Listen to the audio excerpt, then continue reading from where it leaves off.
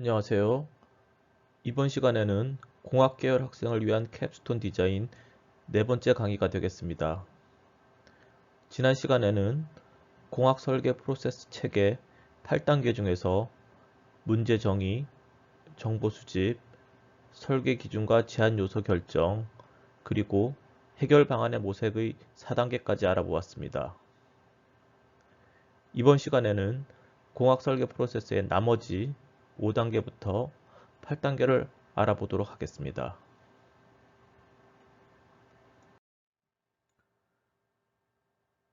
강의 순서는 다음과 같습니다. 공학 설계 프로세스 체계 5단계인 분석과 결정, 6단계 설계 구현, 7단계 의사소통, 그리고 마지막 8단계 생산 설계 순으로 각 단계에서 해야 할 일들을 살펴보도록 하겠습니다.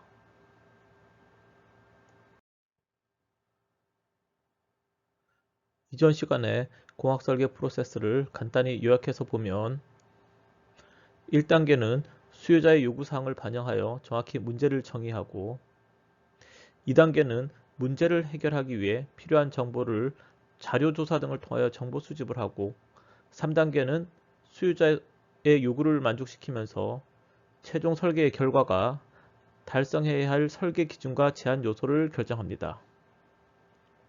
그리고 4단계는 수요자의 요구를 만족시키고 설계 기준을 달성할 수 있는 다양한 해답을 찾아서 해결 방안을 모색하는 단계가 되겠습니다.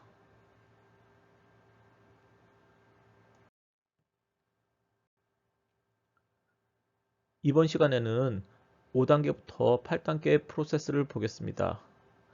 5단계부터 8단계는 각각 분석과 결정, 설계 구현, 의사소통, 생산 설계로 이루어져 있습니다.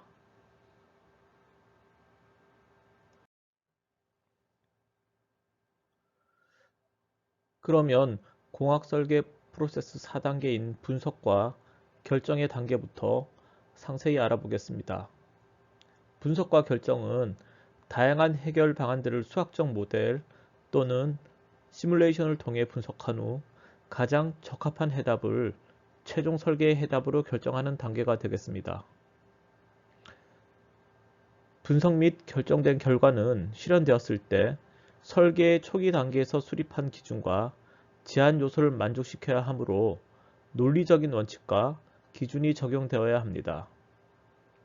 여기에서 원칙과 논리적인 기준이란 개발되었을 때 제품 자체의 특성이 되는 재원과 기능을 뜻하며 출시되었을 때 제품이 얼마나 시장성을 가질지를 모두 포함한다 하겠습니다. 가장 좋은 분석 방법은 모든 해결 방안을 프로토타입으로 제작해서 테스트를 하는 것입니다. 그러나 모든 해결 방안을 프로토타입으로 제작한다는 것은 사실상 불가능하므로 수학적 모델이나 시뮬레이션 모델 또는 축소 모델과 같은 모델링 방법을 이용하여 평가합니다. 상식은 모든 법칙에 우선한다 라는 말처럼 아무리 분석 결과가 뛰어나다고 하더라도 상식적인 판단에서 어긋난다면 어떤 결과를 따라야 할 것인가 라는 것을 고민해보면 수학적인 분석 기법이 아무리 발전했어도 상식적인 사고보다 우선할 수는 없습니다. 그러므로 반드시 분석을 통해 얻어진 답이 논리적인가를 먼저 살펴봐야 합니다. 각 설계 문제의 해결 방안에 대해서는 다양한 형태의 분석을 실시해야 하며 모든 설계 문제에는 나름대로의 특성이 있기 때문에 다른 형태의 분석이 이루어져야 합니다. 분석 과정에서 고려되어야 할 사항에는 기능적 분석, 인간공학, 제품의 안전성과 법적 의무, 경제성과 시장성 분석이 있습니다. 표에서 보는 바와 같이 기능적 분석은 주어진 해결 방안이 수요자의 요구대로 동작하는지 판단하는 것입니다. 기능적 분석은 모든 분석 항목 중에서 가장 기본이며 중요한 항목입니다. 인간공학이란 공학에서 사람이 어떻게 기계와 연동하는지를 연구하는 분야입니다. 설계의 해답은 설계가 그것을 사용하는 사람에 부합되면 성공적이라고 할 수 있습니다. 제품의 안전성과 법적 의무는 사람에게 외상을 주는 것을 넘어서 재물 및 환경 파괴 등을 포함합니다.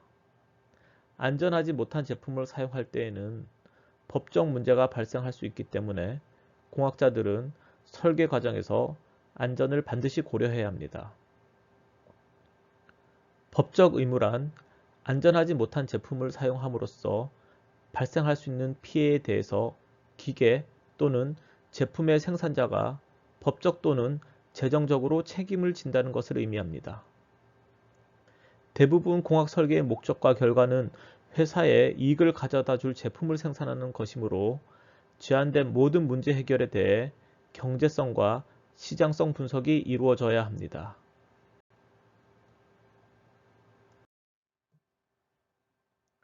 모든 설계 프로세스의 목적은 허용된 시간 내에 가장 적합한 해답을 찾는 것입니다. 충실한 연구와 적절한 분석 결과에 의해 최적의 해답을 선택해야 합니다. 만일 연구가 부실하거나 선택의 폭이 작거나 혹은 분석이 부적절하면 별로 좋지 못한 해답을 선택할 수 있습니다. 다양한 아이디어 해결 방법을 분석한 후에는 어떤 해답이 가장 좋은지 결정해야 하며 선택한 해결 방안은 다시 상세히 기술하고 발전시켜야 합니다. 의사결정을 하는 방법 중에서 가장 널리 사용되는 것이 결정 매트릭스입니다. 결정 매트릭스는 가장 적절한 결정을 이끌어내기 위해 사용하는 수학적인 접근 방법입니다. 결정 매트릭스의 한 축에는 설계를 요약하기 위해 도출한 설계 기준과 규칙을 나열하고 다른 축에는 다른 해결 방안을 나열합니다. 매트릭스의 각 칸에는 제한된 해답이 각 설계 기준과 규격을 얼마나 만족시키는지 정량적으로 채워 넣습니다. 결정 매트릭스에서는 가중치를 사용하여 중요도를 아래와 같은 방법으로 예, 아니요, 좋음, 나쁨의 2단계 또는 상, 중, 하 3단계 또는 점수화하여 5, 4, 3, 2, 1 이런 식으로 점수화하여 정량화할 수가 있습니다.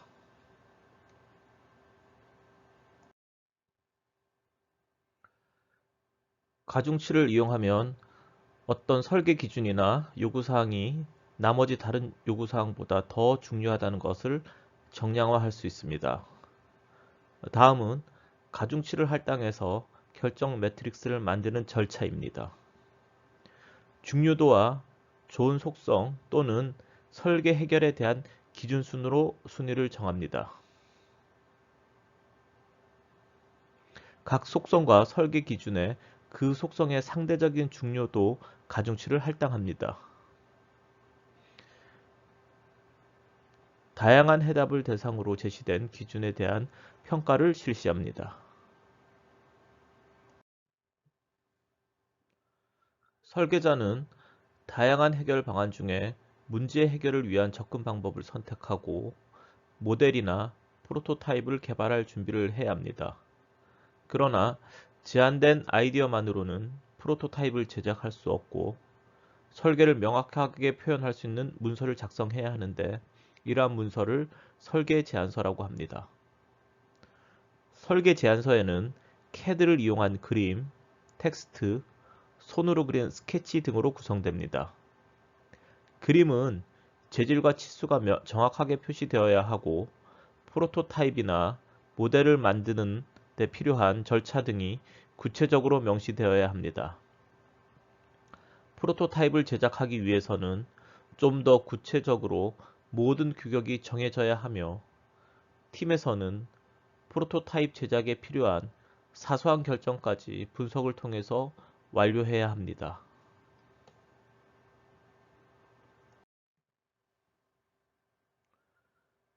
설계 프로세스의 최종 단계는 설계를 구현하는 것입니다. 구현이란 설계 문제에 대한 해답을 테스트하고 실현하며 생산하는 것을 의미합니다. 2단계에서는 프로토타입의 구현, 동시공학, 문서 작성 및 특허 출원과 같이 구현하는 과정에서 발생할 수 있는 제반 사항을 고려해야 합니다. 새로운 제품을 테스트하고 실현하는 첫 번째 단계는 프로토타입을 제작하는 것입니다. 프로토타입을 제작하는 목적은 문제에 대한 해답이 실제 환경에서 어떻게 동작하는지 알아보기 위한 것입니다. 예를 들어 항공기를 새로 개발하면 축소 모델을 제작하여 풍동에서 먼저 테스트를 합니다. 이를 통해서 실제 항공기를 제작하는 데 필요한 정보를 얻을 수 있으며 예상되는 모든 조건과 비정상적인 동작 조건에서 테스트를 마친 후에야 생산을 할 수 있게 됩니다. 동시공학은 새로운 설계 관리 기법으로 최적화된 공학 설계 순환을 위해 잘 정의된 시스템 접근법입니다. 동시공학의 전제 조건은 두 가지 중심 개념으로 구성됩니다. 첫째 개념은 기능과 생산성, 조립, 테스트, 유지보수, 환경 영향 및 폐기 처분에서 재활용까지 제품의 라이프 사이클을 구성하는 모든 요소들이 설계의 초기 단계에서 주의 깊게 고려해야 한다는 것입니다. 둘째 개념은 선행되는 설계 활동이 모두 동시에 발생해야 한다는 것입니다. 이러한 동시성의 본질은 프로젝트가 아직 개념 시점인 설계 프로세스의 초기 단계에서 에러를 발견하고 재설계가 가능하도록 함으로써 생산성과 제품의 질을 향상시키는 데 있습니다.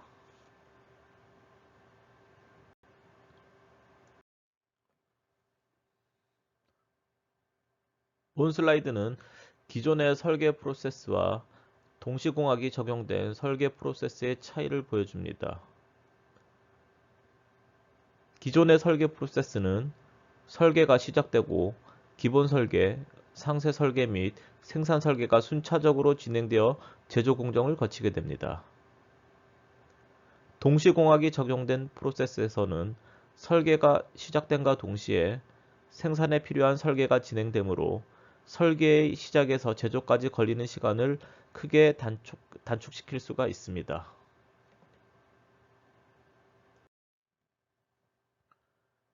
동시공학이 성공하게 된 가장 중요한 이유는 과거의 설계 프로세스 구조를 다시 정의했기 때문입니다. 과거에는 순차적으로 설계 프로세스를 진행했는데 이를 워터폴 모델이라고 합니다. 동시공학에서는 이 모델을 크게 바꿔서 반복적 또는 통합 개발 방식을 채택하였습니다. 동시공학에서 중요한 점은 프로세스 과정이 공동 작업에 의해 진행된다는 것입니다. 따라서 전체 설계 프로세스 기간에는 공학자들에게 결정권이 많이 주어집니다. 설계자에게 주인의식을 부여하고 단순 피고용자에게는 생산 활동에만 집중하게 함으로써 생산성과 제품의 품질을 높일 수 있습니다. 동시공학의 성공 여부는 공학자들이 어느 정도 협력해서 잘 할 수 있느냐 하는 능력에 좌우되기 때문에 견고한 팀워크를 기반으로 이루어져야 합니다.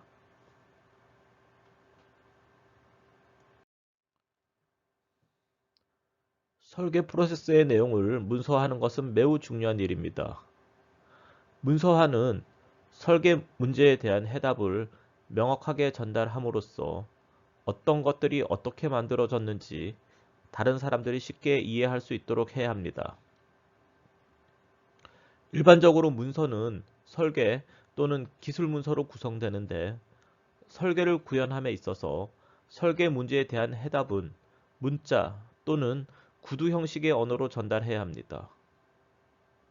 해결 과정과 그 결과를 다른 사람에게 요약해서 전달하기 위해서는 그래프, 차트, 컴퓨터를 이용한 애니메이션 등과 같은 멀티미디어 기술의 다양한 시각적인 도구의 활용이 필요합니다.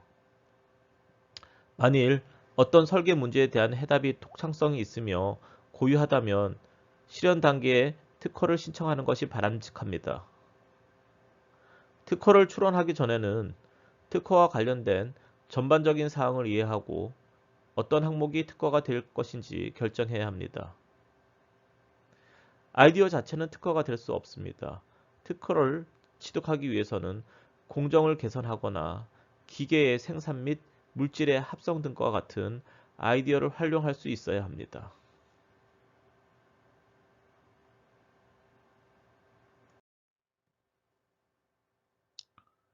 특허를 출원하기 위해서는 다음과 같은 항목을 준비해야 합니다.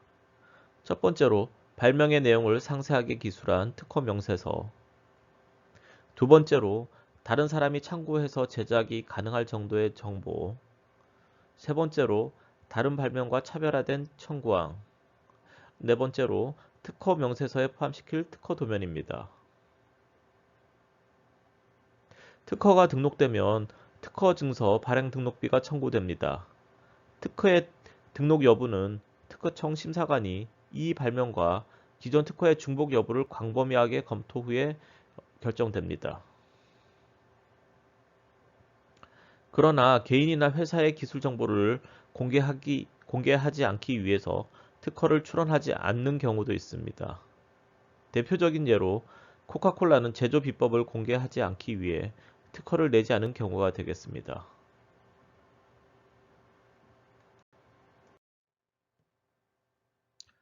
예비 설계 단계는 개념 설계를 마치고 상세 설계를 하기 전에 이루어집니다. 예비 설계 과정에서는 설계 개념이 좀 더 구체적으로 정의되어야 합니다. 예비 설계 단계에서는 시스템 차원과 구성 요소 차원의 설계 요구 사항이 수립되어야 합니다. 요구 사항을 수립한다는 것은 계산과 분석, 문헌 조사, 사전의 경험, 특정한 분야의 전문가가 포함된 그룹 토론, 필요한 경우에는 테스트를 포함합니다. 예비 설계 단계에서 수립된 요구 사항은 상세 설계 단계에서 개발된 구성 요소의 규격을 정할 때 기본이 됩니다. 추상 설계는 설계 프로세스의 예비 설계 단계 과정에서 서브 시스템을 수립하고 각 요소의 조건을 구체화하는 데 이용된다고 하겠습니다.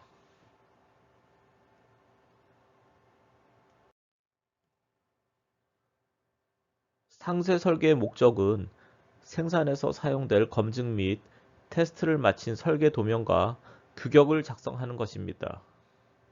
이 단계는 프로젝트가 전면적으로 시작되는 단계로서 모든 통합과 분석 절차에 다양한 전문 조직이 참여하여 시스템 설계의 개념을 물리적인 부속품으로 실현될 수 있도록 합니다.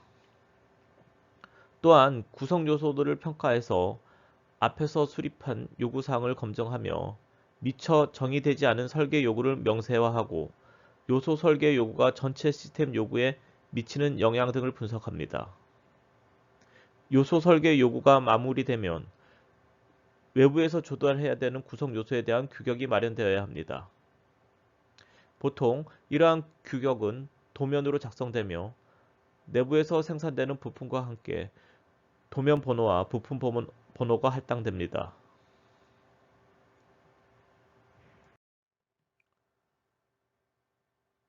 내부에서 제작되는 부품과 다른 시스템 요소에 대한 치수와 재료, 표면 처리, 기계 가공 기술, 테스트 요구사항, 제조에 필요한 다른 정보를 상세하게 명시한 구체적인 그림을 준비해야 합니다. 상세 도면은 생산, 테스트, 선전에 필요한 포장 정보를 포함해야 하며 생산자에 제공할 수 있도록 적절한 크기와 모양을 볼 수 있는 외관도를 포함해야 합니다. 생산 도면의 다음은 조립 도면으로 각 구성 요소들이 서로 어떻게 연결되는지 상세하게 보여줍니다. 자재 명세서는 보통 도면의 우측 아래에 위치하며 조립에 필요한 구성 부품을 열거합니다.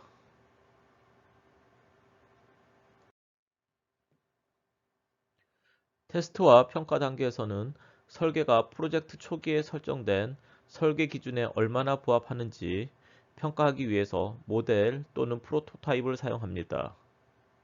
팀에서는 모델이나 프로토타입을 테스트하는 방법, 테스트 조건, 테스트와 평가하는 과정에서 필요한 정보와 테스트 기간에 대한 계획을 세워야 합니다. 구현된 제품에 대한 평가가 완료되고 제품이 의도한 대로 동작한다고 확신하면 설계와 관련된 상세한 내용을 최종 설계 문서 형태로 작성합니다. 최종 문서에는 슬라이드, 기술 보고서, 상세 설계 도면 또는 스케치 등이 포함됩니다. 최종 설계 문서는 공학자와 설계팀이 작성하는 것이므로 공학자의 의사소통 능력은 매우 중요합니다.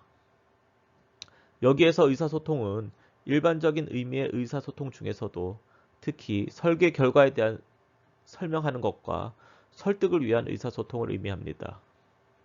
이러한 의사소통은 설계 프로세스의 한 과정으로 볼 수 있으며 의사소통에 능한 사람은 아이디어가 개발에 반영되어 실현된 내용을 잘 알고 있다고 볼 수 있습니다. 의사소통 방법으로는 보고서와 프레젠테이션이 대표적인데 의사소통 기술에 대한 구체적인 내용을 앞으로 다루어 보도록 하겠습니다.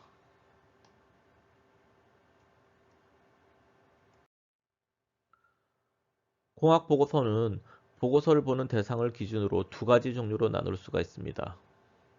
하나는 조직 내에서 개별적으로 사용하는 형태이고 다른 하나는 소비자가 사용하는 형태입니다.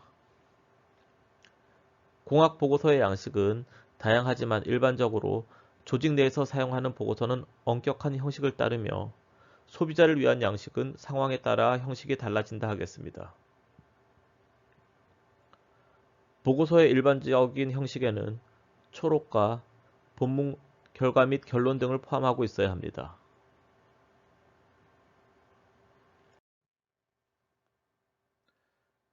프레젠테이션의 목적은 정보를 제공하고 듣는 사람을 확신시킨다는 관점에서 보고서와 동일하지만 방법에는 큰 차이가 있습니다. 보고서는 시간적 여유를 갖고 볼 수 있지만 프레젠테이션은 신속하게 한 번에 마치는 것이므로 간단해야 합니다. 프레젠테이션에서는 상세한 내용을 설명하기도 어렵고 보고서에서 포함된 복잡한 그래프나 표를 보여줄 시간도 없습니다. 따라서 짧은 시간에 목적을 달성하기 위해 많은 준비를 해야 합니다.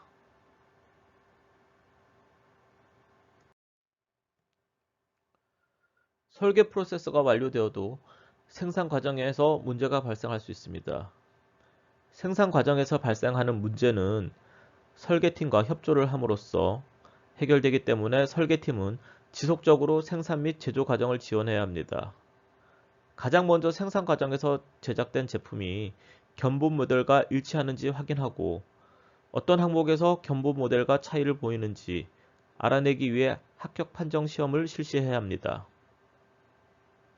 품질 제어 계획도 생산 단계에서 수립되는데 품질 제어란 제조 공정의 부품과 같은 구성 요소를 검사해서 생산품으로 공급될 수 있도록 하는 것입니다. 품질 제어에서는 치수를 측정하고 정밀도를 검사하며 계측기를 사용해서 파라미터를 평가하거나 시각적인 검사를 하기도 합니다. 제품 생산에는 두 가지 방식이 있습니다. 첫 번째는 양산 방식이고 두 번째는 맞춤 제작 방식입니다. 양산은 동일한 제품을 대량으로 생산해내는 것이고 맞춤 제작은 수요자의 요구에 의해 소량 단위로 생산하는 방식입니다. 회사에서는 수요자의 요구와 제품의 성능을 확인하고 설계와 생산 계획을 세우는 과정에서 제품의 라이프 사이클, 공급, 유지 보수, 재활용, 폐기 처분 등을 고려하여 제품의 개선 계획을 수립합니다. 산업체에서는 이러한 경험을 가지고 있는 개인으로부터 자문을 구하거나 모범 사례를 연구함으로써 제품을 실현하는 과정의 경영 모델로 할 수 있습니다.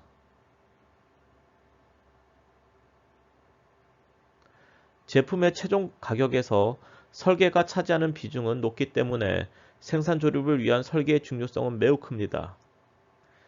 생산 조립 절차를 설계 과정에서 고려하여 제품의 제작과 조립을 향상시킬 수 있는 방법을 포함시켜야 합니다.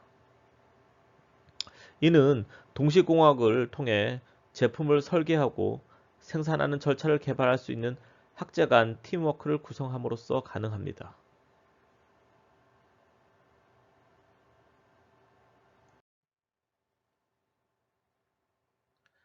제품의 실현에 있어 설계가 생산에 미치는 영향은 다음과 같습니다.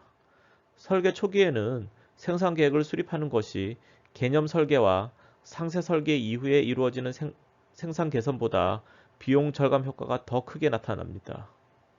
최근 생산 기술 경향은 제조 환경의 변화에 신속하게 적응함으로써 생산의 유연성을 높이는 것입니다. 마지막으로 제조 공정 방식은 생산이 시작되기 전에 결정되어야 합니다. 또한 조립의 효율은 생산성을 높이는 데 큰 영향을 미칩니다. 부품 자체가 조립이 어렵다면 조립에 많은 시간이 들게 되고 결과적으로 생산성이 떨어집니다. 따라서 설계 초기 단계에서 부품을 설계할 때부터 조립 과정을 고려하는 것이 향후 생산성에 큰 영향을 미친다고 할 수 있겠습니다. 설계자는 자동화 기계의 속도, 반복, 정확도, 동작의 형태, 자유도 등과 같은 특성을 고려해서 자동화 프로그램을 구현해야 합니다.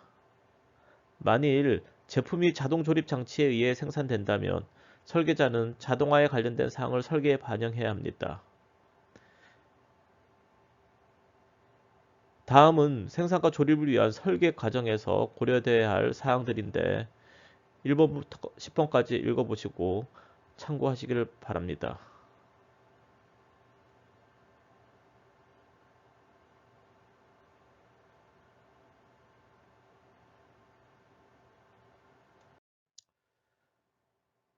1900년대 후반 각 대학 및 기업체 연구소에서 제조 및 생산과 관련된 연구 활동이 강화됨에 따라 CAD, CAM과 동시공학을 생산 및 제조 과정에 적용하게 되었습니다. 제조 계획은 필요한 기구와 장치를 확인하고 사용될 공정을 결정하기 위해 설계 도면을 검토하는 것으로부터 시작됩니다. 일반적으로 제품 공정 계획에 포함되는 작업을 아래 6가지로 열거하였는데 읽어보시고 참고해 보시기 바라겠습니다.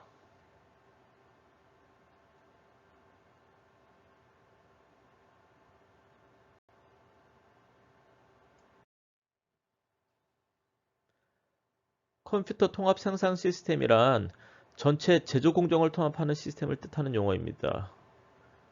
SIM은 CAD, CAM을 통합하는 것뿐만 아니라 공학 설계의 모든 과정과 생산을 통합하기 위해 제공됩니다.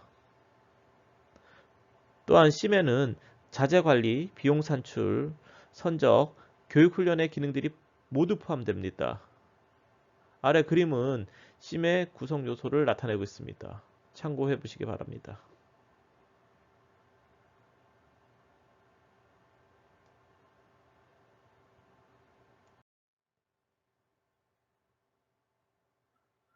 JIT라고 하는 제조관리 계획은 생산성을 향상시키는 가장 중요한 경영 혁신으로 알려져 있습니다. 재고 물량을 남기지 않고 그때그때 필요한 물량만 외부에서 받아 생산하는 시스템이 되겠습니다. JIT를 운영하기 위해서는 부품 공급업 업체에 대한 철저한 사전 협의와 관리가 필요합니다. 국내 자동차 회사인 현대자동차도 이러한 시스템을 운영을 하고 있습니다.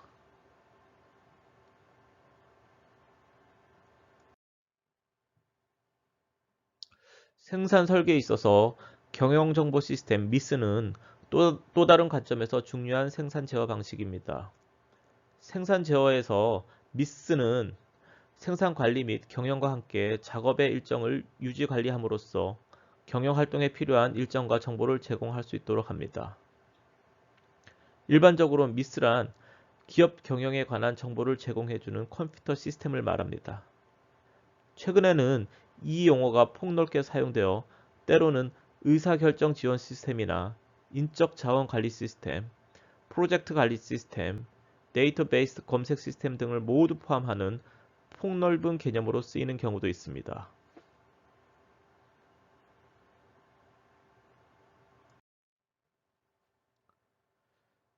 이번 시간에는 공학설계 프로세스 체제 8단계 중에서 5단계부터 8단계인 분석과 결정, 설계 구현, 의사소통, 생산 설계에 대해 알아보았습니다.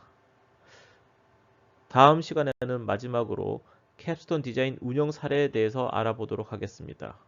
감사합니다.